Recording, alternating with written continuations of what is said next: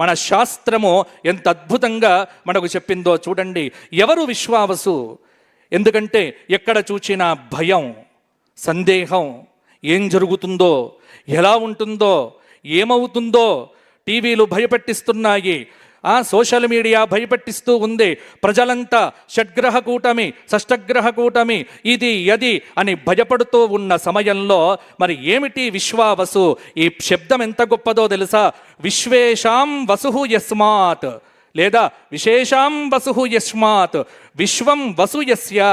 ఈ ప్రపంచం మొత్తానికి ధనాన్ని ప్రసాదించి ధనము కలిగినటువంటి అఖిలాండకోటి బ్రహ్మాండ నాయకుడు విశ్వం విష్ణు వషట్కార భూత భవ్య భవత్ ప్రభు అని మొదలుపెట్టినటువంటి ఆ విష్ణు భగవానుడి యొక్క నామముతో వచ్చినటువంటి సంవత్సరమే విశ్వావసునామ సంవత్సరం.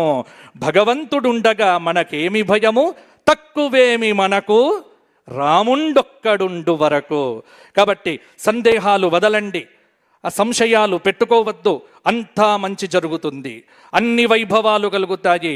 విశ్వేషాం వసు. ఈ మధ్య ప్రజల్లో డబ్బు దివ్వట్లేదు, రిజిస్ట్రేషన్లు కావట్లేదు. మరల రిజిస్ట్రేషన్లు పరుగులెత్తి బ్రహ్మాండంగా ఈ సంవత్సరం రియల్ ఎస్టేట్ రంగం ఉరకబోతోంది. ఈ సంవత్సరంలో తెలంగాణలో అద్భుతంగా ఉండబోతోంది అని మనకు సంకేతాలు ఇస్తోంది విశ్వావసు నామ సంవత్సరం. ఎందుకంటే వసు అంటే ధనము. ధనము వస్తుంది, ఎందుకు రాదు? ధనము ఉంది. ఆ ధనాన్ని మనకు అనుగ్రహించేవాడు ఒక్కడే. ఐశ్వర్యం ఈశ్వరాదిచ్చేత్. పరమేశ్వరుడి యొక్క దయా ప్రాప్తం కావాలి.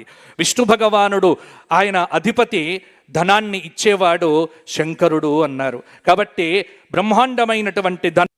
కాబట్టి ఇక్కడ విశ్వం సమస్తం ప్రకాశయతి కిరణైః ఇది విశ్వావసు.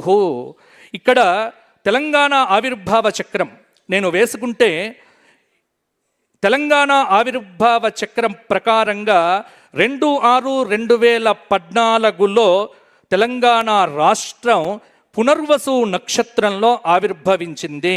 చాలామందికి తెలియదు తెలంగాణ రాష్ట్రం యొక్క నక్షత్రం ఏమిటి అని అడుగుతూ ఉంటారు. పునర్వసు నక్షత్రంలో తెలంగాణ రాష్ట్రం. కాబట్టి నా తెలంగాణ రాష్ట్రం యొక్క నక్షత్రము పునర్వసు నక్షత్రంలో మిథున రాశిలో తెలంగాణ ఆ రాష్ట్ర ఆవిర్భావం జరిగింది. ఇక్కడ తెలంగాణ రాష్ట్ర ఆవిర్భావ చక్ర ప్రకారంగా చంద్రలగ్నాత్తు అష్టమ స్థానం నుండి శని భాగ్యంలో ప్రవేశిస్తూ ఉన్నాడు. అలాగే మే 14వ తేదీ 2025 నుండి భాగ్యస్థానాధిపతి గురువు ద్వాదశంలో ప్రవేశిస్తూ ఉన్నాడు. కాబట్టి ఎలా ఉంటుంది అంటే పాలకులకు పరిపాలన అనేటువంటిది చాలా భారంగా ఉన్నప్పటికీ కూడా రాజు ఈ సంవత్సరం ఎవరొచ్చారో? సూర్యనారాయణుడే ఈ సంవత్సరం రాజుగా వచ్చాడు. అందుకే ఆదివారం నాడు వచ్చింది. కాబట్టి నవనాయకుల యొక్క విశేషాలను గనక మనకు చూసుకుంటే నవనాయకుల్లో మనకు రాజుగా రవి వచ్చినాడు. ఇక్కడ శాస్త్రం ఒక మాట చెప్పింది. ఏమిటి అంటే నవనాయకుల్లో ఉగాది నాటి వారాధిపతి మనకు రాజవుతాడు. ఇవాళ ఆదివారం కాబట్టే ఆదివారం నాడు రవి. మరి ఏమిటి? అన్యోన్య వైరం క్షితిపాలక